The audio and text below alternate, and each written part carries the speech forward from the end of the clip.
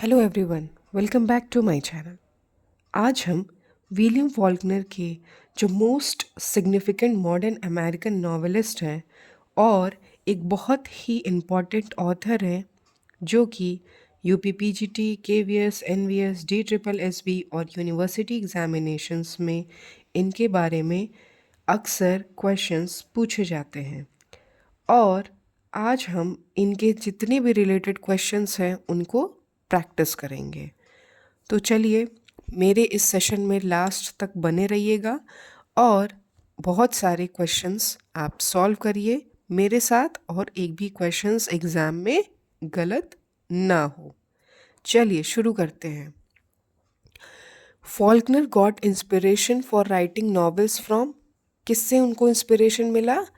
S Anderson से। ठीक है। William Faulkner got the Nobel prize for literature in, कौन से ईयर में मिला था? 1949, 1950, 1951, 1952। हम लोगों ने बहुत बार पढ़ा कि 1949 में। Faulkner, people experience defeat but they do not withdraw. For Faulkner the key word is doom. ठीक है। Faulkner's people experience defeat लेकिन वो विड्रॉ नहीं करते हैं। इसके लिए उन्होंने कौन से शब्द का प्रयोग किया है? वो है Doom. He was the champion of the illiterate poor, white, and of the Negro. He had been an intuitive artist who used the language of poetry in his novels. ये हम लोग पढ़ रहे हैं विलियम फॉल्कनर जी के बारे में, जो कि क्या थे? इलिटरेट, पुअर, वाइट और जो निग्रो थे उनके लिए एक वरदान थे।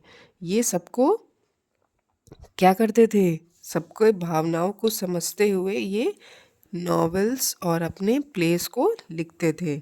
अब देखिए, Sherwood Anderson was फॉल्कनर्स friend.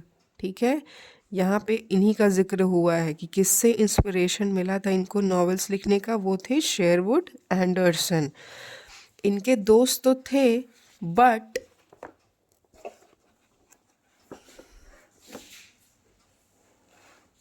This friendship came to an end under the effect of liquor. ठीक है, लिक्वर के वजह से क्या हो गया था? लिकर के वजह से इनकी फ्रेंडशिप एंड हो गई। चलिए next question. Faulkner got the job of the post master of the university post office. Why did he leave the job? जब फॉल्कनर जी को पोस्ट मास्टर की मिली थी जॉब, कहाँ पे? यूनिवर्सिटी पोस्ट ऑफिस में। तो क्यों ये छोड़ दिए? क्योंकि he was force to resign the job, क्योंकि इनको फोर्स किया था कि ये जॉब को रिज़ाइन करें। अब देखते हैं next question. The chief rival of Faulkner was, कौन थे इनके चीफ राइवल? हेमिंगवे थे, Ernest Hemingway. I'm too old to go that far to eat with strangers. With these words, Faulkner declined the invitation to dinner. He was invited by President Kennedy. ये भी बहुत बार question पूछा जा चुका है कि ये कहते हैं कि मैं बहुत ही बूढ़ा हूँ कि मैं इतने दूर जाऊँ और खाऊँ, किसके साथ? अनजाने लोगों के साथ। ठीक। अब ninth question. Symbolism, allegory, multiple narrators, point of view, non linear narrative, stream of consciousness are literary techniques of adopted by, कौन किया है? इसको हम लोगों ने अपने वीडियोस में पढ़ा है, फॉल्कनर ने।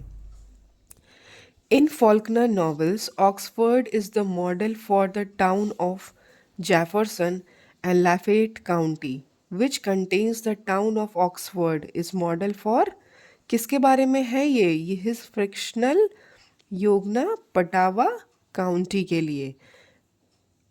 इसके बारे में मैंने अपने वीडियोस में डिस्कस किया है, आप जाइए और देखिए। Faulkner was outright rejected by union states of army. इनको जो है यूनाइटेड स्टेट्स ऑफ आर्मी से भी रिजेक्ट कर दिया गया था। क्यों? बिकॉज ऑफ हिज हाइट, उनकी हाइट की वजह से। Faulkner joined the first Canadian air force and then he joined, सबसे पहले कैनेडियन एयर फोर्स ज्वाइन किया था, उसके बाद क्या ज्वाइन किया था? The British royal air force. ठीक है, कैनेडियन भी ज्वाइन किया है इन्होंने और द ब्रिटिश रॉयल एयरफोर्स को भी ज्वाइन किया है। चलिए अब नेक्स्ट क्वेश्चन के तरफ चलते हैं। Did Faulkner see any world war first war time action? क्या उन्होंने देखा है? तो क्या है इसका आंसर? नो, इन्होंने नहीं देखा है। Before changing the spelling of last name Faulkner, what was the original spelling? जो फॉल्कनर है इसकी पहली जो ओरिजिनल स्पेलिंग है वो क्या है? फॉल्कनर है। फॉल्कनर नहीं है, फॉल्कनर है। Faulkner is mainly identified with Mississippi. सबको पता है कि फॉल्कनर जो है किससे पहचाने जाते हैं? मिसिसिपी से। Next question, Faulkner road his first novel soldiers पे अंडर द इन्फ्लुएंस ऑफ। हम लोग को पता है कि नॉवल किसके इन्फ्लुएंस से लिखना शुरू किया इन्होंने? शेरवुड एंडरसन से। Whom did Faulkner marry? किससे शादी किया है फॉल्कनर जी ने? एस्टिल ओल्डहैम से। अब देखिए, let the writer take up surgery और brick laying if he is interested in technique. There is no mechanical way to get the writing done, no shortcut. The young writer would be a fool to follow a theory. Teach yourself by own mistake. People learn only by error.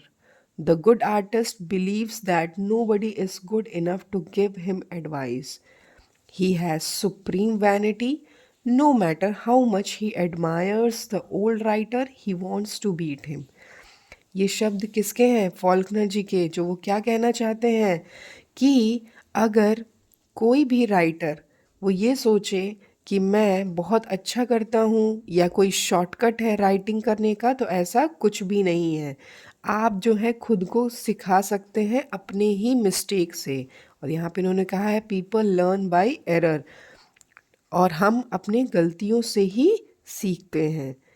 और ये सारी बातें कौन कह रहा है? Faulkner ji. Next question, the presence alone of Faulkner in our midst makes a great difference in what the writer can and cannot permit himself to do.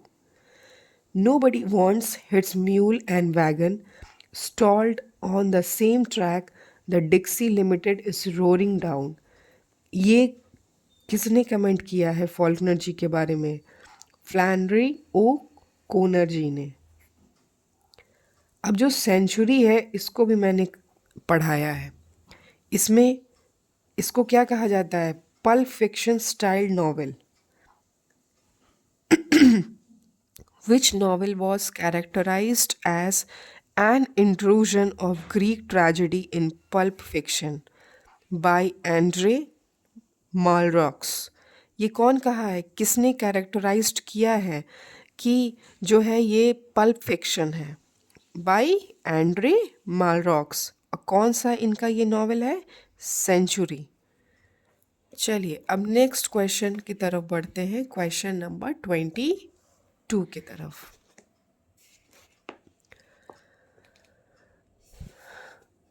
The sequel of century is, क्या है sequel? क्या है? Requiem for a nun a play. आप मेरे videos में हैं, बहुत छोटे छोटे वीडियोस हैं जिसमें मोस्ट इम्पॉर्टेंट पॉइंट्स हैं, आप उसके थ्रू जाइए और उसको पढ़िए। How many times will Faulkner win the Pulitzer Prize? 2 बार। इसको मैंने डिस्कस किया है। अब देखिए कब कब। The Pulitzer Prize were given to Faulkner for his novel a fable in 1955 और उसके बाद पोस्टुमसली इन 1963। किसके लिए पोस्टुमसली दिया गया इनको? द रिवर्स के लिए। इसको भी मैंने अपने वीडियो में डिस्कस किया है, आप जाइए और विजिट करिए। Faulkner won 2 National Book Awards for his collected stories in 1951 and for his novels in 1955। ठीक है, ये 2 नेशनल बुक अवार्ड भी जीता है इन्होंने। ठीक है, किसके लिए? सबसे पहला कलेक्टेड स्टोरीज जो कि 1951 में और दूसरा इनका नॉवल 1955 में। और जो दूसरा कौन सा है वो है अ फेबल, इसको भी मैंने एक्सप्लेन किया है। फॉल्कनर वॉज क्या है, an alcoholic. In the 1930s, Faulkner moved to Hollywood to be a screenwriter. ये 1930s में फॉल्कनर कहाँ पे मूव किए, हॉलीवुड में, और क्या बनना था इनको, अ स्क्रीन राइटर।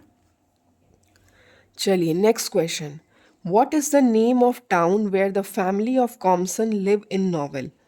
कौन से टाउन में रहते थे कॉम्सन फैमिली, जेफरसन में, ठीक है, जेफरसन में रहते थे। जेफरसन में कौन से नॉवल में, the sound and the fury में। The sound and the fury में ही द फैमिली ऑफ कॉम्सन के बारे में बताया गया है और इसी में उस फैमिली का डिक्लाइन भी बताया गया है। Where does the Quentin go to study in the novel the sound and the Fury. आप जाएंगे, मैंने बहुत अच्छे से द साउंड एंड फ्यूरी को माइंड मैप के साथ और साथ ही साथ एक एक कैरेक्टर्स के साथ मैंने समझाया है, तो आप देखेंगे वहाँ पे कि ये कहाँ जाते हैं, हार्वर्ड में। The negro servant of Compson household the sound and the fury, कौन है वो, दिल से। आप इसको बार बार कह रही हूँ, आप मेरे वीडियोस को देखेंगे तो आपको कोई भी गलती नहीं होगी, इन सारे क्वेश्चंस को आप 1 सेकेंड्स में सॉल्व करेंगे। कैंडेंस इज ऑल्सो नोन एज कैडी। कैंडेंस को क्या कहा जाता है, candy. Miss Quentin, Caddy's illegitimate daughter, runs away with the man in the novel The Sound and the Fury. वो मैन कौन है, मिस क्वेंटीन, ठीक है, मिस क्वेंटीन जो है वो भाग जाती हैं, किसके साथ भागती हैं, the man with a red tie. Quentin is the illegitimate daughter of किसकी, कैडी, ठीक है। क्वेंटीन जो है डॉटर है किसकी, कैडी की। और कैडी सेड्यूसर कौन है, कैडी को कौन सेड्यूस करता है, वो है डॉल्टन एम्स। चलिए next question, Herbert Head is the husband of Caddy. ये सारे क्वेश्चंस नॉवेल से हैं। This novel is the story of a southern Compson family who has become the victim of lust, incest, suicide. Its story runs through the minds of the various characters. It is divided into 4 novels. कौन सा है ये, The Sound and the Fury. He is an idiot boy who slobbered all day. He could be silenced only by Cadence. Caddy.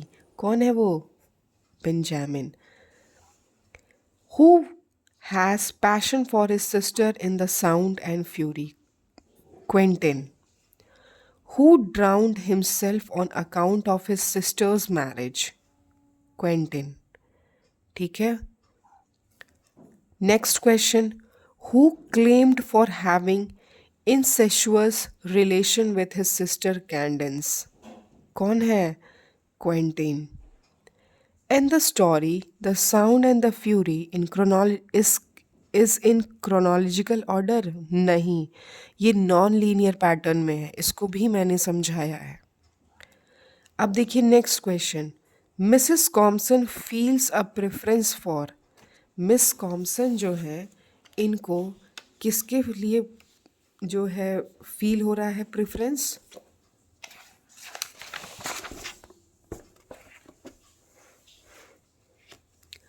जैसन के लिए। Okay, Compson children are attached to grandmother to whom they refer as Damuddy. आप इसके बारे में detailed में पढ़िए। Who has extraordinary psychic powers in the sound and the fury? किसके पास है, बेंजामिन के पास।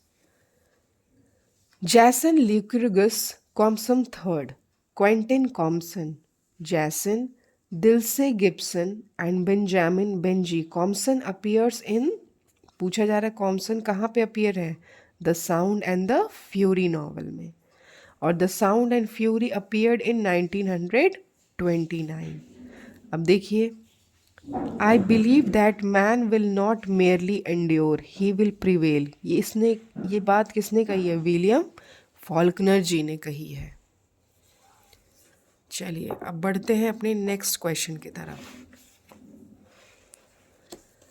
The poet's voice need not merely be the record of man. It can be one of the props, the pillars to help him endure and prevail. ये कौन कहा है?